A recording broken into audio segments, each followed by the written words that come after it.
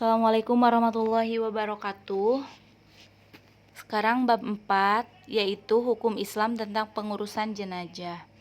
Kompetensi dasar pembelajaran kali ini yaitu 3.18 menganalisis pelaksanaan penyelenggaraan jenazah, 4.18 menyipulasikan tata cara penyelenggaraan jenazah. Pengurusan jenazah yang akan kita bahas pada pembelajaran kali ini ada 4 poin. Yang pertama, memandikan jenazah. Yang kedua, mengkafani jenazah. Yang ketiga, menyolatkan jenazah. Dan yang keempat, menguburkan jenazah.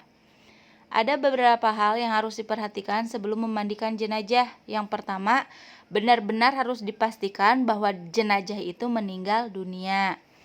Yaitu bisa dites dengan meraba detak jantungnya, atau bisa juga dites oleh tenaga medis. Yang kedua, pejamkanlah matanya dan mohonkanlah ampunan kepada Allah Subhanahu wa taala atas segala dosa si jenazah. 3. Letakkanlah tangan jenazah seperti orang yang akan sholat dan luruskan kakinya. Yang keempat, tutuplah seluruh badan dengan kain sebagai penghormatan dan agar tidak terlihat auratnya. 5. Bawa ke tempat aman. Biasanya diletakkan di ruangan yang luas. 6. Letakkan membujur ke arah kiblat. 7. Beri wewangi ruangan. 8. Jenazah siap untuk dimandikan. Hal yang harus disiapkan sebelum memandikan jenazah. Yang pertama, siapkan tempat yang layak, yaitu tempat yang terjaga dari penglihatan beberapa orang. 2. Siapkan peralatan atau perlengkapan. Nah, seperti wadah, seperti air secukupnya, sabun, dan pembersih, kapur barus, dan wewangian. 3. Orang yang berhak memandikan jenazah adalah muhrim dari si jenazah. Muhrim dari si jenazah bisa orang tuanya, bisa suaminya, bisa istrinya, bisa anaknya atau kerabat dekat, atau bisa juga oleh orang lain yang menguasai tata cara pemandian jenazah namun harus sejenis dengan si jenazah. 4. Dalam memandikan jenazah, hendaknya mendahulukan anggota wudhu dan anggota badan sebelah kanan pada waktu menyiramkan air. Orang yang berhak memandikan jenazah tadi sudah Ibu singgung. Yang pertama bisa suaminya atau istrinya dan muhrimnya. 2. Lelaki atau perempuan yang menguasai tata cara dan dapat dipercaya. 3. Memiliki jenis kelamin yang sama dengan jenazah. Syarat-syarat jenazah yang harus dimandikan. Yang pertama, seorang muslim atau muslimah. 2. Jenazah yang bukan karena mati syahid. Nah gening jenazah anu mati syahid mah jenazah yang mati syahid itu tidak perlu dimandikan karena jenazah yang mati karena mati syahid dikuburkan beserta darah-darahnya ketika badan atau anggota badannya masih ada walaupun sebagian. Jadi yang harus dimandikan jenazah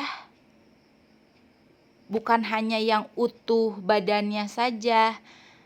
Misal ada jenazah yang mati karena kecelakaan sehingga hanya ada beberapa bagian badannya saja.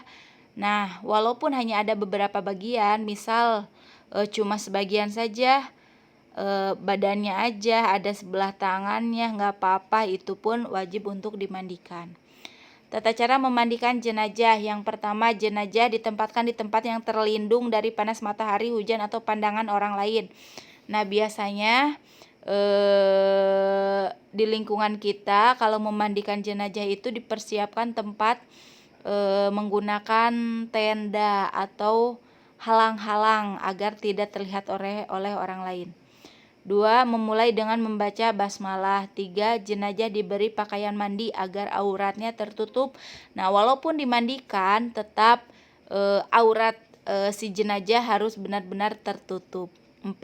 Membersihkan kotoran dan najis yang terdapat pada jenazah. 5. Jenazah diangkat agak didudukan, kemudian perutnya diurut-urut agar kotoran yang masih ada bisa terbuang, dan juga bersihkan mulut, hidung, dan telinganya.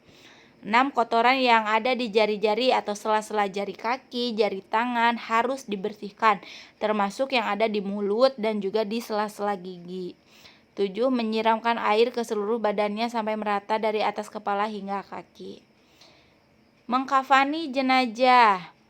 Kain kafan 3 helai untuk laki-laki dan 5 helai untuk perempuan, disesuaikan dengan ukuran badannya, dan juga harus dipersiapkan beberapa helai tali. 2. Kapas secukupnya. Biasanya kapas yang digunakan yaitu kapas yang meteran. 3. Wewangian. Tata cara menyolatkan jenazah. Posisi kepala jenazah berada di sebelah kanan. Imam menghadap ke kepala jenazah bila jenazah itu laki-laki, dan imam menghadap ke arah perut bila jenazah itu perempuan. Syarat orang yang dapat menyolatkan jenazah yaitu yang pertama menutup aurat, suci dari hadas besar dan hadas kecil, bersih badan, pakaian, tempat suci atau terbebas dari najis, dan menghadap kiblat. Yang selanjutnya, jenazah telah dimandikan dan dikafani. Letakkan jenazah berada di depan orang yang menyolatkan kecuali pada sholat ghaib. Rukun sholat jenazah ada 7. Yang pertama niat, yang kedua berdiri bagi yang mampu, yang ketiga takbir 4 kali, yang keempat membaca surat Al-Fatihah, yang kelima membaca sholawat Nabi, yang keenam mendoakan jenazah, dan yang ketujuh salam. Tata cara pelaksanaan sholat jenazah. Yang pertama, mula-mula jamaah berdiri kemudian membacakan niat. Niatnya yaitu sebagai berikut: usolli ala hadal mayiti, hadihi mayiti untuk laki-laki, hadihi mayitati untuk perempuan, arba'at takbiroti fardu kifayati ma'muma lillahi ta'ala. Itu adalah niat untuk pelaksanaan sholat jenazah. Yang kedua, kemudian takbiratul ihram, dan setelah takbir pertama kemudian membaca surat Al-Fatihah. Allahu Akbar, kemudian membacakan Al-Fatihah. Yang ketiga, takbir yang kedua membaca sholawat Nabi. Allahu Akbar, Allahumma sholli ala Sayyidina Muhammad wa ala ali Sayyidina Muhammad, dan selanjutnya. Yang keempat, takbir ketiga membaca doa jenazah. Allahu Akbar, kemudian membacakan doa Allahumma gfir lahu untuk laki-laki ya. Allahumma gfir lahu warhamhu wa'afihi wa'fu anhu, itu untuk laki-laki. Kemudian untuk perempuan, Allahumma gfir laha warhamha wa'afiha wa'fu anha. Yang kelima,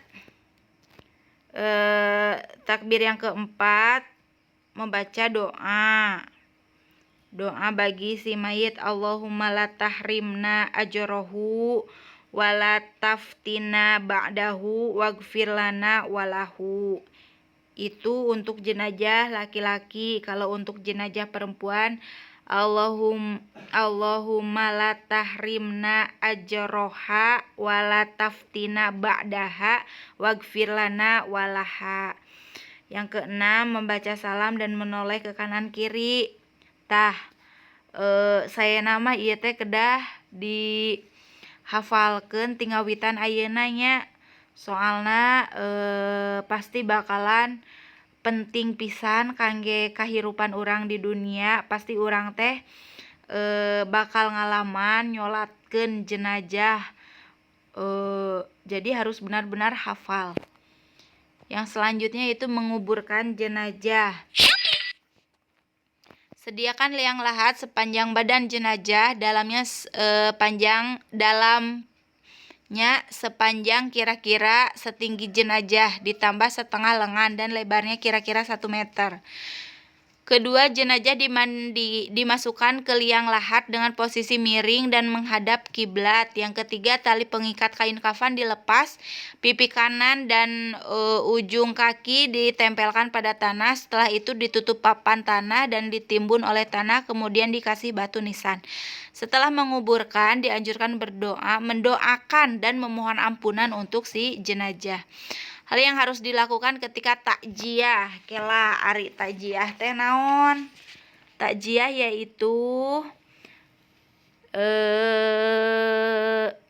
mendatangi keluarga yang terkena musibah atau meninggal dunia,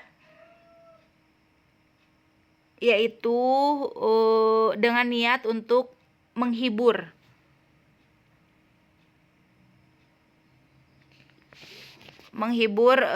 Keluarga yang ditinggalkan. Itu adalah takjiah. Hal yang harus diperhatikan ketika takjiah, yang pertama, memberi bantuan kepada keluarga yang terkena musibah. Di lingkungan urang mah biasana pamiaya anu ngantunkeun teh di pasihan sakadik artosnya di pasihan amplop atanapi tiasa ku beas atanapi pare. Yang kedua, menghibur teman saudara kita yang kehilangan. Yang ketiga, mengikuti sholat jenazah. Yang keempat, mengantar jenazah ke tempat pemakaman untuk menyaksikan penguburannya. 5. Tidak bicara keras, bercanda, tertawa berbahak-bahak, atau berperilaku tidak terpuji lainnya. Alhamdulillah atas beresnya materi bab opat, mangga dipahami nya. Langkung sae mangga ningali YouTube tentang yang bersangkutan dengan materi kita kali ini, seueur pisannya tentang praktek sholat jenazah, praktek memandikan jenazah, mangga tingali wae di YouTube. Kitu wae panginten. Assalamualaikum warahmatullahi wabarakatuh.